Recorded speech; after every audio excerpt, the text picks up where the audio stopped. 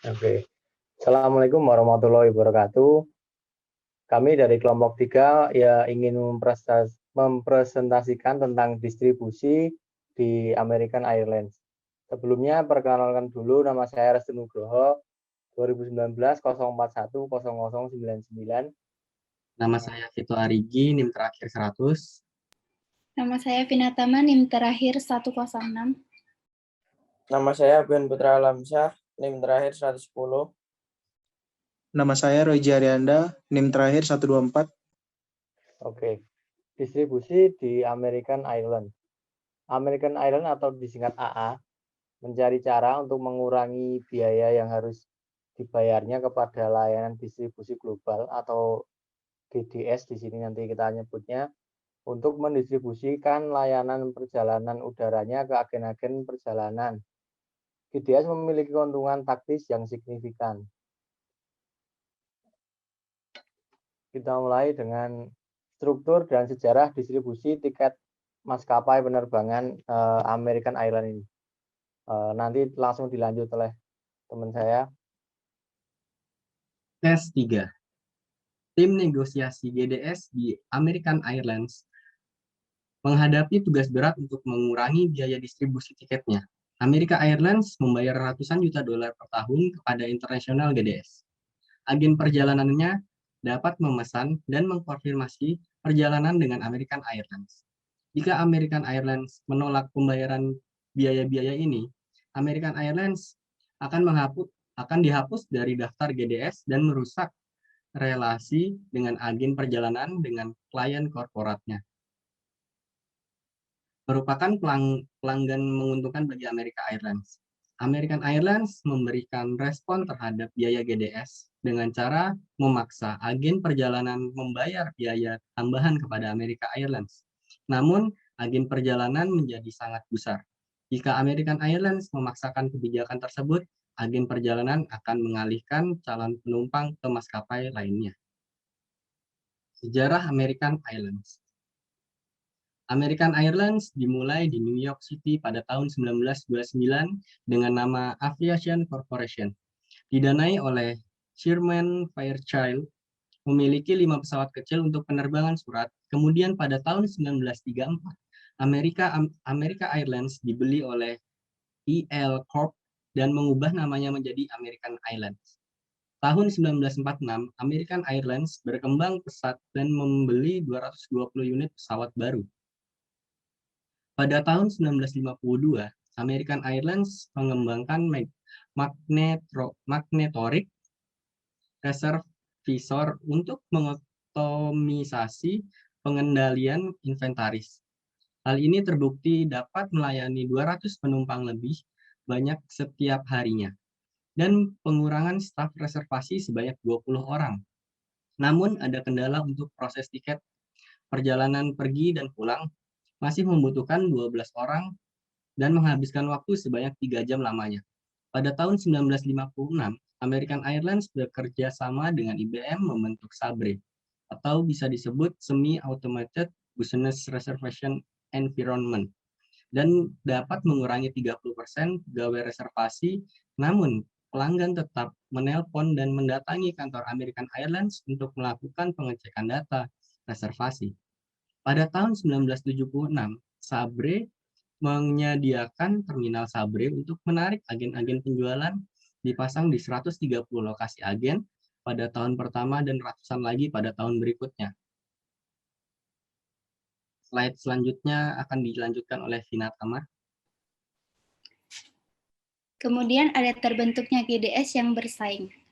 Karena sebagian besar agen perjalanan memilih terminal komputer dari satu penyedia layanan atau provider, maka agen perjalanan mencari sistem yang dapat memesan penerbangan di berbagai maskapai.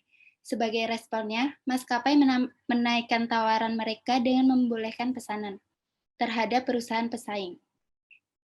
Pendekatan multi pesawat ini awalnya disebut dengan Customer Reservation System atau CRS, kemudian disebut Global Distribution System atau GDS. Terbentuknya GDS ini menciptakan perilaku oportunistik dari tahun 1983 sampai 1987. serangkaian kasus, menghadang taktik, atau bisa disebut dengan bias display, sehingga pada tahun 1984, Departemen Transportasi mengeluarkan regulasi untuk menstandarisasi operasi GDS. Secara khusus, regulasi melarang GDS membuat ranking penerbangan berdasarkan identitas perusahaan. Aturan lainnya yaitu melarang GDS membebankan biaya pemesan tiket secara diskriminatif atau tanpa alasan yang kuat yang membatasi kemampuan agen perjalanan untuk mengganti GDS atau menggunakan beberapa GDS. Sebaliknya, dalam aturan yang sering disebut sebagai partisipasi wajib, maskapai penerbangan yang memiliki GDS juga harus menawarkan layanannya kepada semua pemilik GDS. Pada awalnya, agen-agen perjalanan ini masih terbatas peranannya karena para pelancong langsung menghubungi maskapai yang ingin mereka tumpangi. Namun, di regulasi perjalanan udara di Amerika Serikat pada tahun 1978 membawa perubahan yang besar. Maskapai penerbangan dapat menentukan jadwal, tarif, dan rutenya sendiri tanpa pengawasan dari pemerintah. Kemudian agen-agen perjalanan tersebut sangat berperan sehingga pada tahun 1989 lebih dari 80% tiket dipesan melalui agen.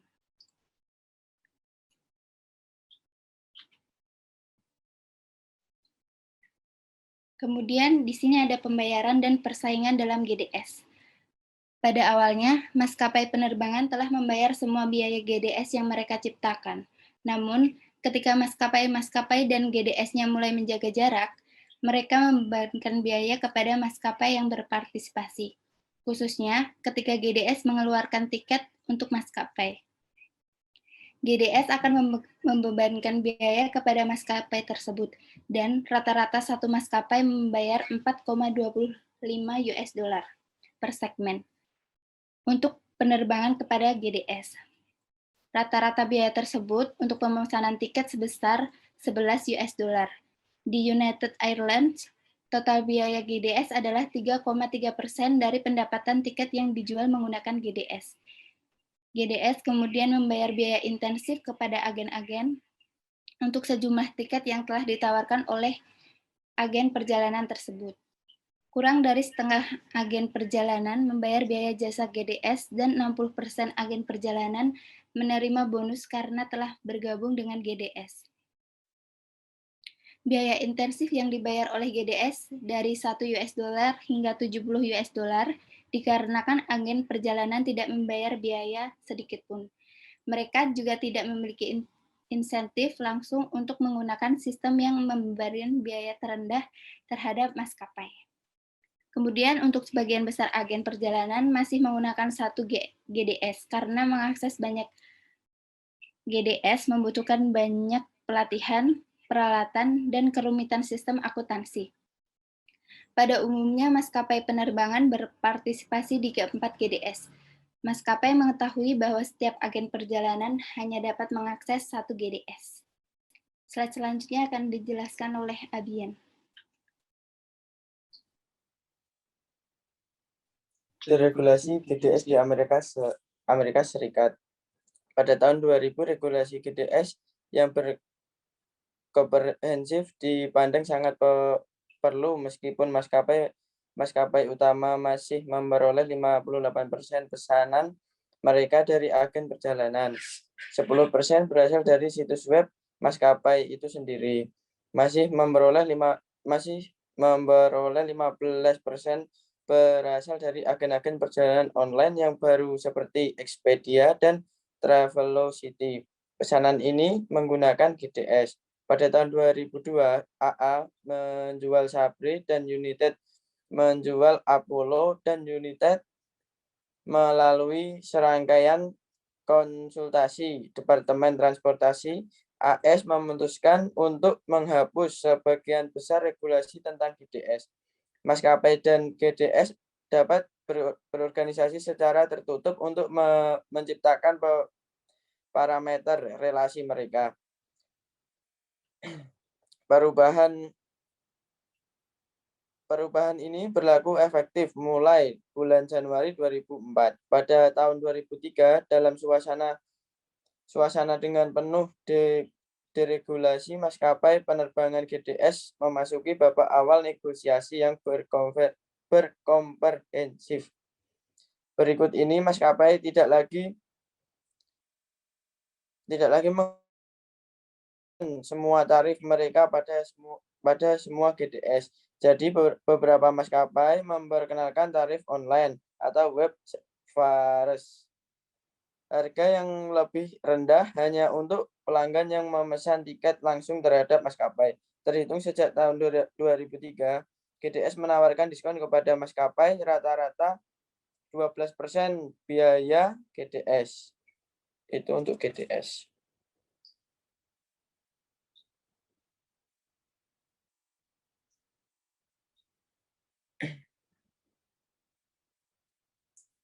Perjalanan pemesanan tiket setelah diregulasi oleh GDS. Tidak semua maskapai menggunakan GDS. Sejak 2004, Southwest hanya menggunakan Sabre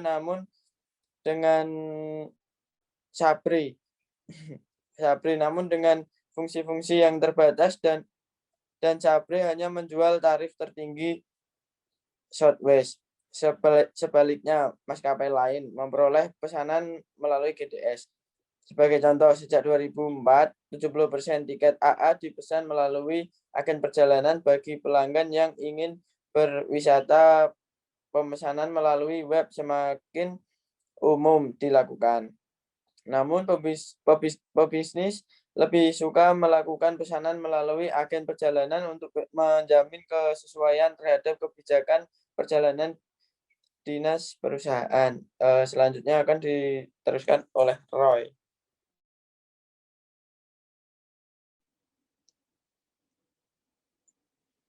Kemudian ada negosiasi GDS tahun 2006.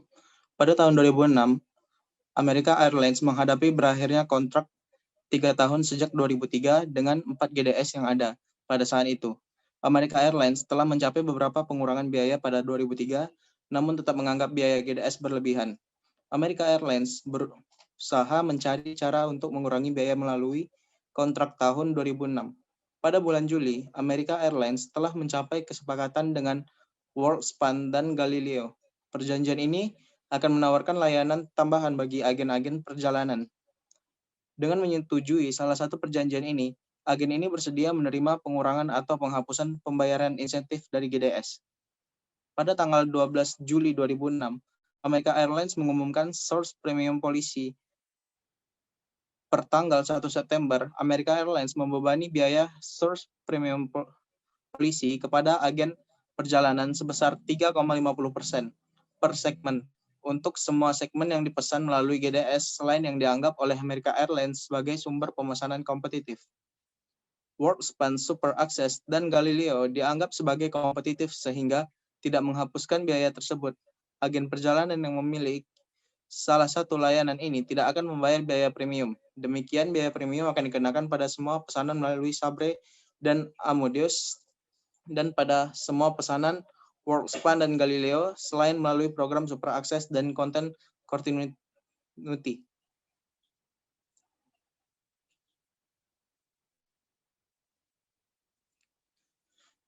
Respon dari agen perjalanan.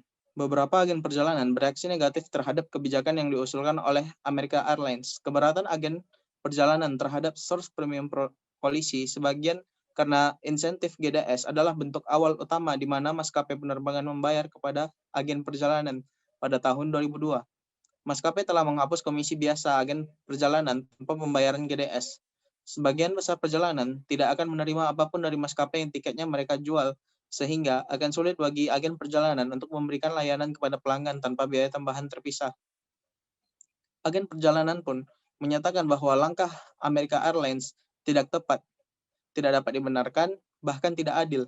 Biaya tambahan America Airlines terhadap tiket yang dikeluarkan oleh Sabre sulit dimengerti oleh agen perjalanan karena America Airlines telah menciptakan Sabre dan karena America Airlines sebelumnya mendorong agen perjalanan untuk memasang dan mengandalkan terminal Sabre.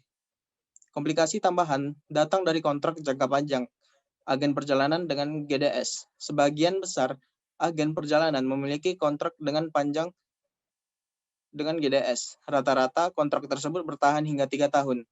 Jadi, jika agen perjalanan ingin pindah ke GDS yang berbeda, agen itu memerlukan waktu untuk melakukannya. Source Premium Policy milik American Airlines seringkali mengutip biaya GDS Northwest. Pada bulan Agustus 2004, Northwest telah berencana untuk membebani agen perjalanan biaya sebesar $7,50 untuk setiap tiket pulang, pergi, dan $3,75 untuk setiap tiket satu arah yang dikeluarkan melalui GDS. Biaya Northwest memicu protes dari agen perjalanan dan GDS, kemudian Northwest membatalkan biaya tersebut 2 minggu kemudian.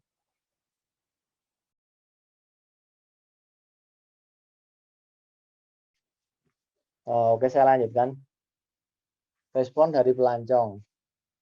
Koalisi Bisnis Perjalanan Amerika Serikat atau BTC membuat pernyataan keras terhadap pernyataan GDS. Kekhawatiran utamanya adalah memperoleh akses terhadap semua tarif tiket. Jadi tiket yang paling tinggi tahu, yang paling rendah juga akan diketahui. Khawatirkan ada kerjasama gelap antara GDS dan maskapai. Jadi mereka khawatir karena semua tarifnya itu terlihat, mereka khawatir akan ada kerjasama di belakang layar atau kerjasama gelap antara si maskapai dengan GDS. Yang selanjutnya, pendekatan American Airlines.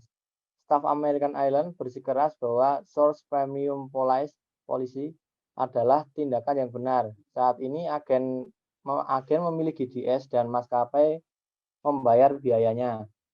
Melihat pertentangan antara American Airlines, GDS, dan agen perjalanan, sebuah sumber menyebut negosiasinya adalah sebuah permainan poker. Pada pertengahan Agustus, American Airlines telah mencapai kesepakatan tentang syarat-syarat utama dengan Sabre dan Amadeus. Namun masalah-masalah lain belum disepakati.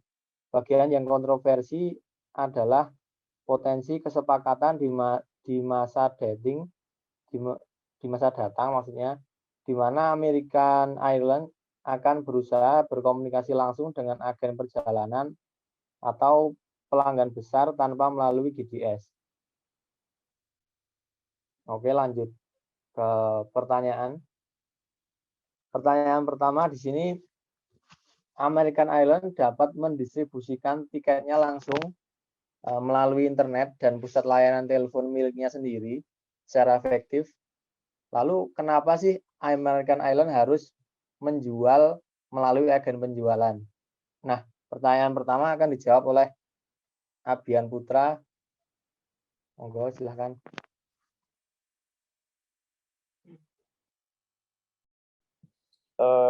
Karena GDS penting dan secara fungsional sangat membantu penjualan tiket maskapai yang dibeli melalui agen perjalanan terbukti pada tahun 1989 dengan lebih dari 80% tiket dipesan melalui agen perjalanan dan penjualan melalui agen memiliki target pasar yang luas serta agen perjalanan membantu pelancong untuk menentukan pilihan. Selanjutnya akan diteruskan oleh Roy.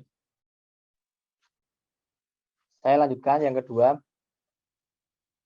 American Airlines menghabiskan ratusan juta dolar untuk membayar biaya GDS. Nah, lalu pada akhirnya siapa yang membayar biaya ini? Bagaimana biaya ekonomis dibayar dalam saluran distribusi ini? Nah, ini akan dijawab oleh Tito Arigi. Monggo. American Airlines dan agen perjalanan yang akan membayar biaya GDS. Karena American Airlines harus membayar biaya pemesanan kepada GDS setiap 3 tahunnya. Dan agen perjalanan pun harus membayar biaya berlangganan kepada GDS. Di samping itu, GDS juga memberikan bonus dan insentif kepada agen perjalanan. Oke, yang pertanyaan ketiga. Dari perspektif GDS, Teknik-teknik apa yang dapat digunakan untuk mempertahankan dan melindungi model bisnis yang ada pada saat ini? Akan dijawab oleh Roy G. Silakan. Baiklah, saya akan menjawab pertanyaan tadi. Dengan cara menggunakan jaringan yang ada dan biaya marginal rendah dibandingkan dengan pemesanan perjalanan lainnya. Ada juga beberapa perusahaan GDS yang berinvestasi dan membangun sistem baru dalam langkah untuk mengurangi biaya dan juga untuk meningkatkan margin keuntungan mereka untuk melayani pelanggan mereka secara langsung dan untuk mengakomodir perubahan dalam model bisnis ini. Pertanyaan terakhir, apakah sebaiknya American Airlines mengimplementasikan source premium policy ini? Bina Tama, silakan. Gimana sih American Airlines ini harus mengimplementasikan source premium policy atau enggak sih dari kasus-kasus di atas? Menurut kami, untuk menanggulangi masalah-masalah yang udah disebutkan di atas, sebaiknya AA tidak menggunakan source premium policy. Kenapa? Karena jika AA menyepakati hal tersebut tentang source premium policy ini, otomatis AA akan beresiko kehilangan bisnisnya. Karena agen perjalanan bisa saja mendorong pelanggan untuk memilih maskapai-maskapai lain, kecuali AA. Maka AA bisa aja bangkrut dari sini. Terus, dengan begitu juga AA dapat menjaga hubungan baik dengan agen-agen perjalanan. Mungkin sekian saja perencanaan dari kami. Kalau ada salah-salah kata, kami mohon maaf. Assalamualaikum warahmatullahi wabarakatuh. Assalamualaikum warahmatullahi wabarakatuh. Waalaikumsalam.